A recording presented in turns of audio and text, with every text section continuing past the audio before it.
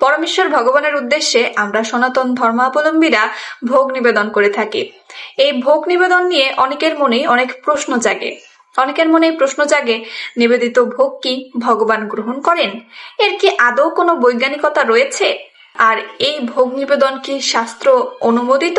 এই একই রকম প্রশ্ন এক শিষ্য তার গুরুদেবকে করল। সেই শিষ্যটি তার গুরুদেবকে বলল, গুরুদেব, ভগবান যদি আমাদের নিবেদিত অন্ন বা ভোগ গ্রহণ করেই থাকে, তবে তা পূর্ণ কিভাবে থাকে? ভোগ পাত্রের কিছুটা পরিমাণে তো কমে যাওয়ার কথা। যদি ভগবান তা গ্রহণ করে, তবে তা কমে না কেন? সত্যি কি ভগবান ভোগ গ্রহণ করেন? গুরুদেব সেদিন ঈশোপনিষদ পড়াচ্ছিলেন। তখন গুরুদেব তার সেই প্রশ্নের উত্তর না দিয়ে ঈশোপনিষদের একটি শ্লোক তাকে পড়ালেন। ওম পূর্ণমিদঃ পূর্ণমিদম পূর্ণাৎ পূর্ণমুদচ্যতে পূর্ণস্য পূর্ণমাদায় পূর্ণমেবাবশিষ্যতে। ওম শান্তি, ওম শান্তি, ওম শান্তি। সকল শিষ্য এই শ্লোকটি মুখস্থ করল।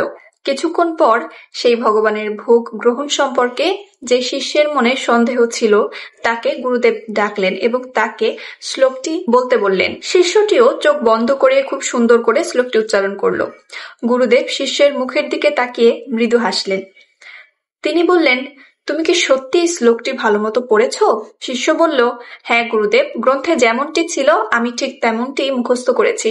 গুরুদেব জিজ্ঞাসা করলেন, এই শ্লোকটির প্রতিটা শব্দই যদি তুমি তোমার মনে ধারণ করে নাও, তবে কিভাবে এখনো এই গ্রন্থে সেই শব্দগুলো রয়ে গেল? শিষ্যটি নীরব হয়ে গেল। গুরুদেব তখন নিজেই এর ব্যাখ্যা প্রদান করলেন। তিনি বললেন, তুমি এই শব্দগুলো সূক্ষ্ম আকারে তোমার মনে ধারণ করেছ, কিন্তু এর স্থূল আকার এখনো গ্রন্থে রয়ে গিয়েছে। একই রকম ভাবে ভগবানের উদ্দেশ্যে নিবেদিত ভোগ ভগবান সূক্ষ্মরূপে গ্রহণ করলেও স্থূল আকারে তা কিন্তু রয়ে যায়। ঠিক যেভাবে ভগবান সৃষ্টির ইচ্ছা করেন, তখন কিন্তু স্থূল রূপে অর্থাৎ ভূমি, জল, অগ্নি, বায়ু ও আকাশ এই পঞ্চ মহাভূতের বিকার স্বরূপ জগতের সবকিছু তার থেকে প্রকাশিত হয় এবং প্রলয়কালে সবকিছু ধ্বংস হয়ে পুনরায় সূক্ষ্মরূপে তারই মধ্যে প্রবিষ্ট হয়।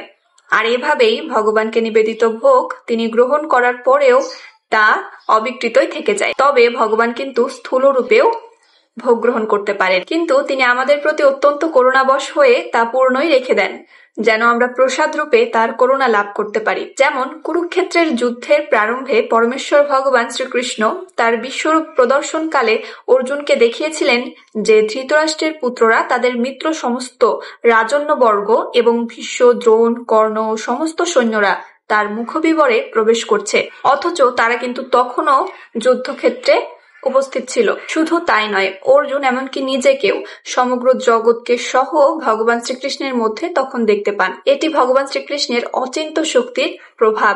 এভাবে ভগবান শ্রীকৃষ্ণ পূর্বেই সকলকে নিহত করে রেখেছেন, কিন্তু একই সঙ্গে অর্জুনকে যুদ্ধ জয়ের কৃতিত্ব প্রদানের জন্য সবাইকে তিনি একই সময়ে জীবিতও রেখেছেন। এটা অর্জুনের প্রতি ভগবান শ্রীকৃষ্ণের কৃপা। সুতরাং জীবদের প্রসাদ দানের করুণাস্বরূপ ভগবান শ্রীকৃষ্ণকে নিবেদিত নৈবেদ্য যে তিনি সম্পূর্ণ রেখেও গ্রহণ করতে পারেন, তাতে কিন্তু কোনো সন্দেহ নেই। এরপর গুরুদেব তার শিষ্যকে জিজ্ঞাসা করল, এইমাত্র তুমি ঈশোপনিষদ থেকে যে শ্লোকটি মুখস্থ করেছ, তার সার কি? শিষ্যটি তখন বলল, ভগবান সর্বতোভাবে পূর্ণ। এরপর গুরুদেব শিষ্যদের একটি কর্পূর এবং রং মিশ্রিত জলপূর্ণ গ্লাস এবং একটি খালি পাত্র আনতে বললেন। এই সব আনার পর তিনি খালি পাত্রের উপরে রঙিন জলপূর্ণ গ্লাসটি রাখলেন এবং তার কমণ্ডলু থেকে সেই গ্লাসে স্বচ্ছ জল ঢালতে লাগলেন। শিষ্যরা সকলেই অবাক হয়ে তাকিয়ে থাকলো। কমণ্ডলু থেকে নির্গত স্বচ্ছ জল গ্লাস প্রথমে ধারণ করছে, তারপরে তার রঙিন হয়ে খালি পাত্রে পড়ছে এবং সেই জল পুনরায় কমণ্ডলুতে ঢালার পর দেখা গেল গ্লাস এবং কমণ্ডলুতে পূর্বে যে পরিমাণে জল ছিল, এখনো সেই পরিমাণেই জল রয়েছে। তার উপর কমণ্ডলুর জলও রঙিন এবং কর্পূরের সুগন্ধযুক্ত হয়ে গেছে। তখন গুরুদেব বললেন, এখানে জলপূর্ণ গ্লাস পূর্ণ ভগবান, কমণ্ডলুর জল নৈবেদ্য। কমণ্ডলু থেকে নির্গত জল গ্লাস প্রথমে ধারণ করেছে। এর অর্থ হচ্ছে ভগবানকে নিবেদিত নৈবেদ্য ভগবান গ্রহণ করেছেন এবং কমণ্ডলুর জলও রঙিন হয়ে যাওয়ার অর্থ হলো সেই নৈবেদ্য ভগবানের সংস্পর্শে আসার কারণে অপ্রাকৃত হয়ে গেছে। আর সুগন্ধযুক্ত হওয়ার অর্থ হলো সেই নৈবেদ্য বা ভোগ ভগবানের কৃপা লাভ করেছে, সে ভোগে ভগবানের করুণা সংযুক্ত হয়েছে। এমন বিজ্ঞানসম্মত উপস্থাপনার পরে সকল শিষ্যদের মনে যে সন্দেহ ছিল তা দূরীভূত হলো এবং সকলে অভিভূত হয়ে গেল। শিষ্যেরা যেন আরো গভীরভাবে বিষয়টি উপলব্ধি করতে পারে সেজন্য গুরুদেব বললেন, আমাদের ইন্দ্রিয়গুলো কিন্তু জড় ত্রুটিপূর্ণ এবং এদের মধ্যে সীমাবদ্ধতা রয়েছে। যেমন আমরা কিন্তু শুধুমাত্র চোখ দিয়ে দেখতে পাই, তাও আবার সবকিছু দেখতে পারি না। একই রকম ভাবে আমরা কেবলমাত্র কান দিয়ে শুনতে পাই, কান ব্যতীত অন্য কোনো ইন্দ্রিয় দ্বারা কিন্তু আমরা শুনতে পাবো না। কিন্তু ভগবানের সকল ইন্দ্রিয় অপ্রাকৃত এবং অসীম ক্ষমতা সম্পন্ন। ব্রহ্মসংহিতায় কিন্তু বলা হয়েছে, অঙ্গানি যস্য সকলেন্দ্রিয় বৃত্তিমন্তি, অর্থাৎ তিনি তার যে কোনো ইন্দ্রিয় দ্বারা অন্য যে কোনো ইন্দ্রিয়ের কাজ সম্পাদন করতে পারেন।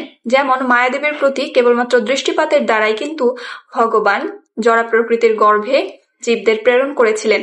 আবার কেবলমাত্র ভগবানের ইচ্ছার ফলে কিন্তু সমগ্র জড়জগতের সৃষ্টি হয়েছে, অর্থাৎ তার মন ইন্দ্রিয়ের দ্বারাই কিন্তু এই জড়জগতের সৃষ্টি হয়েছে।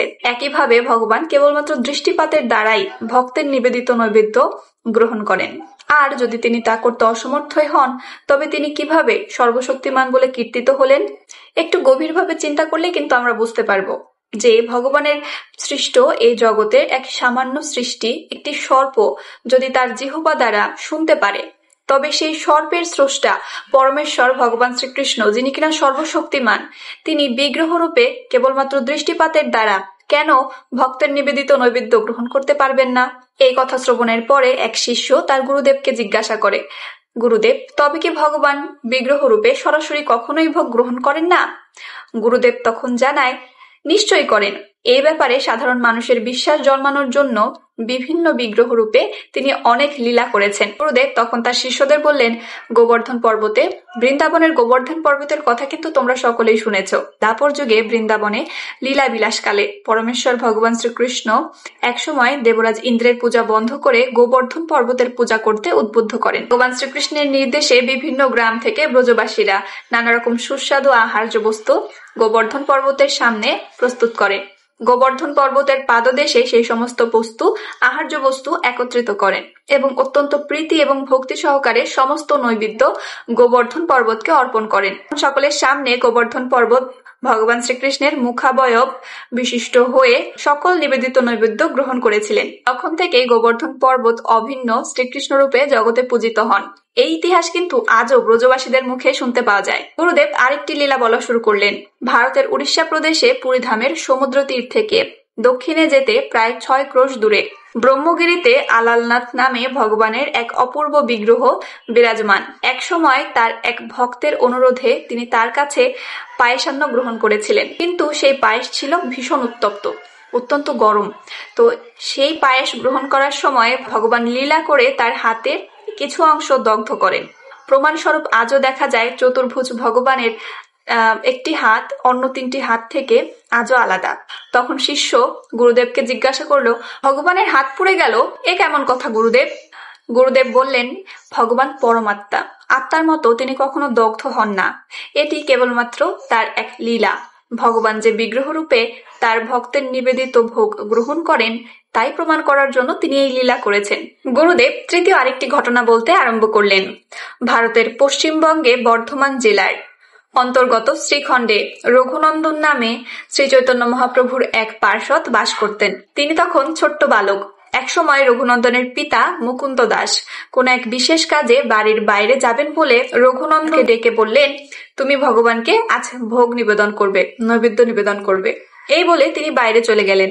তখন রঘুনন্দন জানতেন না কিভাবে বিগ্রহকে ভোগ নিবেদন করতে হয়। তিনি নৈবেদ্য সাজিয়ে গোপীনাথের সামনে রাখলেন এবং তাকে ভোজন গ্রহণ করতে বললেন। গোপীনাথ ভোজন খাচ্ছেন না দেখে তিনি কাঁদতে শুরু করলেন। তখন বিগ্রহরূপী গোপীনাথ সমস্ত ভোজন গ্রহণ করলেন। বাড়ি ফিরে পিতা মুকুন্দ দাস প্রসাদ চাইলে রঘুনন্দন বললেন, গোপীনাথ সমস্ত ভোজন গ্রহণ করেছে। পিতা বিস্মিত হলেন। আরেকদিন বাইরে যাওয়ার ছল করে রঘুনন্দনকে সেবা ভার দিয়ে তার থেকে আড়াল হলেন। এবার রঘুনন্দন গোপীনাথকে লাড্ডু ভোগ দিয়েছেন। গোপীনাথের অর্ধেক লাড্ডু খাওয়া হলে মুকুন্দ দাস দরজায় এসে তা দেখে ফেললেন। তৎক্ষণাৎ গোপীনাথ খাওয়া বন্ধ করে দেয়। ভগবানের শ্রীবিগ্রহের এই সমস্ত লীলা শ্রবণ করে শিষ্যটি সব বুঝতে পারল এবং নিজেকে খুব লজ্জিত এবং অপরাধী বোধ করছিল। তৎক্ষণাৎ সে গুরুদেবকে প্রণাম করলো এবং ক্ষমা প্রার্থনা করলো। ভগবানকে নিবেদিত নৈবেদ্য ভগবান গ্রহণ করেন বলেই কিন্তু তার উদ্দেশ্যে বিভিন্ন দ্রব্য যজ্ঞে আহুতি দেওয়ার নির্দেশ বেদে দেওয়া হয়েছে। শ্রীমদ্ ভগবদ গীতায় পরমেশ্বর ভগবান শ্রীকৃষ্ণ স্বয়ং বলেছেন, তুমি যা আহার করো তা আমাকে অর্পণ করো। তবে যিনি পরমেশ্বর ভগবান শ্রীকৃষ্ণকে ভালোবাসেন তিনি কেবলমাত্র সেই জিনিসগুলোই অর্পণ করবেন যা তার প্রিয়। তাই বলে মাছ, মাংস, ডিম ইত্যাদি আমিষ কিন্তু ভগবানকে নিবেদনের যোগ্য নয়, কারণ এই সব খাবার রজ এবং তমগুণ সম্পন্ন। আর আমরা সবাই জানি যে ভগবান সর্বদা সত্যগুণে স্থিত। যদি ভগবান শ্রীকৃষ্ণ চাইতেন যে তাকে এই সমস্ত খাবার অর্পণ করা হোক তবে তিনি সেই কথা বলতেন, কিন্তু তিনি তা না বলে এর পরিবর্তে তিনি বলেছেন, পত্রম পুষ্পম ফলম তোয়াম ইয়ো মে ভক্তা প্রয়চ্ছতি তদহম ভক্তোপহৃতমস্মানি প্রজৎপাকমান। অর্থাৎ যে বিশুদ্ধ চিত্ত ভক্ত ভক্তি সহকারে আমাকে পত্র, পুষ্প, ফল ও জল অর্পণ করে আমি তার সেই ভক্তিপ্লুত উপহার প্রীতি সহকারে গ্রহণ করি। ভগবান সরৈশ্বর্যপূর্ণ, অর্থাৎ তিনি পরম তত্ত্ব। তাই তার শ্রবণ, ভোজন এবং স্বাদাস্বাদন করার মধ্যে তেমন কোনো পার্থক্য নেই। জীবের জীবন ধারণ করার জন্য যা কিছুই প্রয়োজন ভগবান শ্রীকৃষ্ণের নির্দেশেই বিভিন্ন দেবদেবীরা তা সরবরাহ করে থাকে। তাই ভগবান শ্রীকৃষ্ণ বলেছেন, দেবতাদের প্রদত্ত বস্তু তাদেরকে প্রদান না করে যে গ্রহণ করে সে চোর। এখানে কিন্তু একটা বিষয় মাথায় রাখতে হবে যে দ্রব্যাদি সর্বপ্রথমে ভগবান শ্রীকৃষ্ণকে বা বিষ্ণুকে অর্পণ করতে হবে এবং তারপরে তা প্রসাদ রূপে দেবদেবীরা গ্রহণ করতে পারবে, তারপরে তা আমরা লাভ করব।